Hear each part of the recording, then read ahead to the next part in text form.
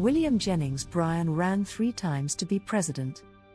He was called the Great Commoner because he claimed he was a true believer in the wisdom of the common people. He was a charismatic speaker who cast a spell over evangelical Christians. Bryan was the prosecution lawyer in the famous Scopes monkey trial when high school teacher John T. Scopes was accused of violating Tennessee's Butler Act, by which it was illegal to teach human evolution in state-funded schools. Evolution ended at that point in the USA. The monkeys went on strike. H.L. Mencken said, "It is the national custom to sentimentalize the dead, as it is to sentimentalize men about to be hanged. Perhaps I fall into that weakness here. The Bryan I shall remember is the Bryan of his last weeks on earth, broken, furious, and infinitely pathetic. It was impossible to meet his hatred with hatred to match it. He was winning a battle that would make him forever infamous wherever enlightened men remembered it and him. Even his old enemy, Darrow, was gentle with him at the end. That cross-examination might have been 10 times as devastating. It was plain to everyone that the old berserker Bryan was gone, that all that remained of him was a pair of glaring and horrible eyes. But what of his life? Did he accomplish any useful thing? Was he, in his day, of any dignity as a man, and of any value to his fellow men? I doubt it. Bryan, at his best, was simply a magnificent job seeker. The issues that he bawled about usually meant nothing to him. He was ready to abandon them whenever he could make votes by doing so, and to take up new ones at a moment's notice.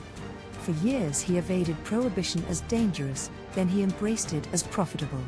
At the Democratic National Convention last year he was on both sides, and distrusted by both. In his last great battle there was only a baleful and ridiculous malignancy. If he was pathetic, he was also disgusting. Bryan was a vulgar and common man, a cad undiluted. He was ignorant, bigoted, self-seeking, blatant and dishonest. His career brought him into contact with the first men of his time. He preferred the company of rustic ignoramuses. It was hard to believe, watching him at Dayton, that he had traveled, that he had been received in civilized societies, that he had been a high officer of state. He seemed only a poor clod like those around him, deluded by a childish theology, full of an almost pathological hatred of all learning, all human dignity, all beauty, all fine and noble things. He was a peasant come home to the dung pile. Imagine a gentleman, and you have imagined everything that he was not. The job before democracy is to get rid of such canaille. If it fails, they will devour it. The next day the battle joined and his face became hard. By the end of the first week he was simply a walking malignancy. Hour by hour he grew more bitter. What the Christian scientists call malicious animal magnetism seemed to radiate from him like heat from a stove. From my place in the courtroom, standing upon a table, I looked directly down upon him, sweating horribly and pumping his palm leaf fan. His eyes fascinated me. I watched them all day long.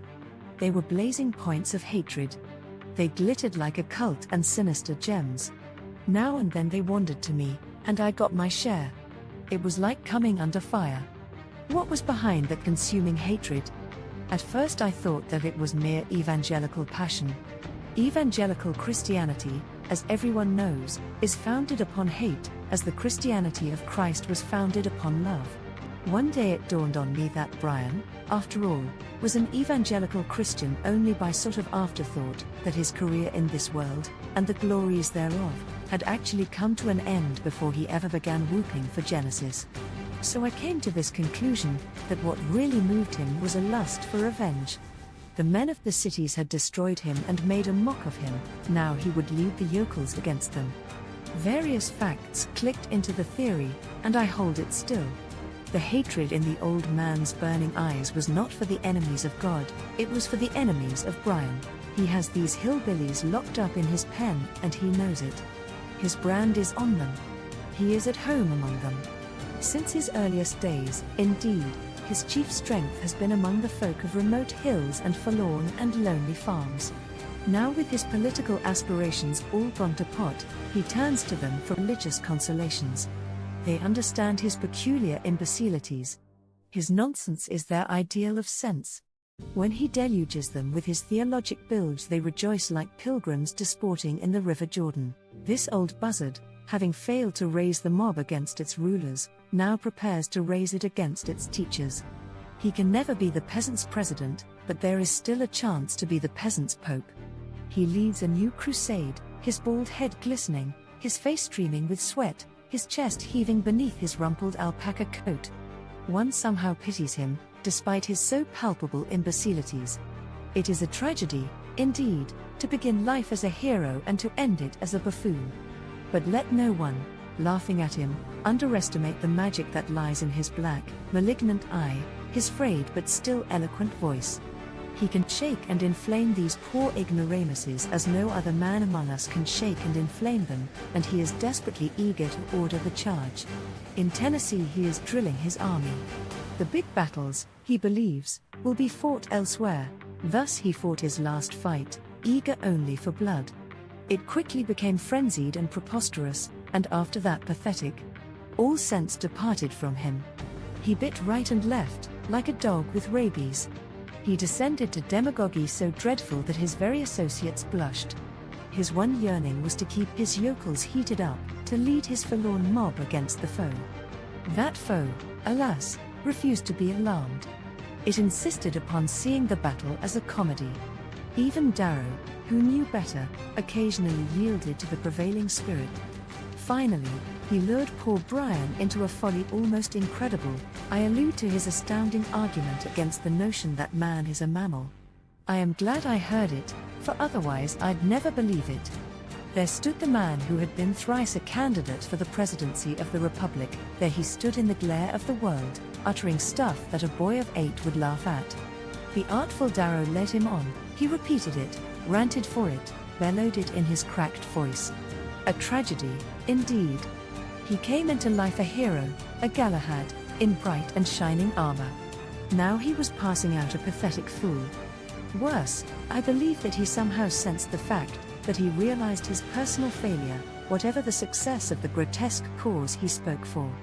I had left Dayton before Darrow's cross-examination brought him to his final absurdity, but I heard his long speech against the admission of expert testimony, and I saw how it fell flat, and how Bryan himself was conscious of the fact. When he sat down he was done for, and he knew it.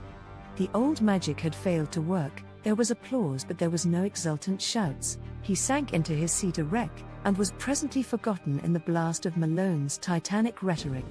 His speech had been maundering, feeble, and often downright idiotic. Presumably, he was speaking to a point of law, but it was quickly apparent that he knew no more law than the bailiff at the door. So he launched into mere violet garrulity. He dragged in snatches of ancient Chautauqua addresses, he wandered up hill and down dale. Finally, Darrow lured him into that fabulous imbecility about man as a mammal. He sat down one of the most tragic asses in American history. Defense attorney Clarence, Darrow has lost this case.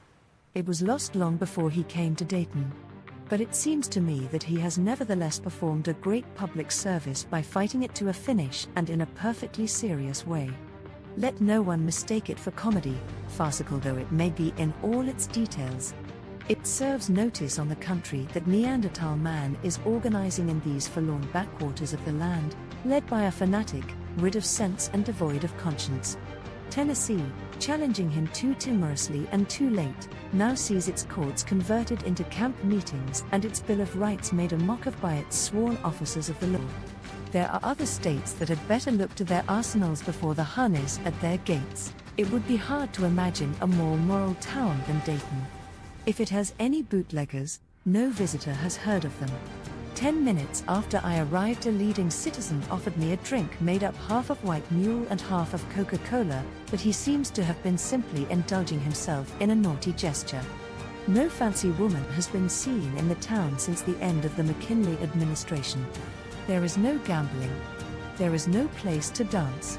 The relatively wicked, when they would indulge themselves, go to Robinson's drugstore and debate theology. Mencken might as well have been writing about you-know-who and all his legions of dunces, his great confederacy of dopes and half-wits. Nothing ever changes, Mencken said, nature abhors a moron. The problem is that it doesn't. Mencken said, Homo boobians is a fundamentalist for the precise reason he is uneducable. Mencken said, if Genesis embodies a mathematically accurate statement of what took place the week of June 3, 4004 BC, then all of modern science is nonsense.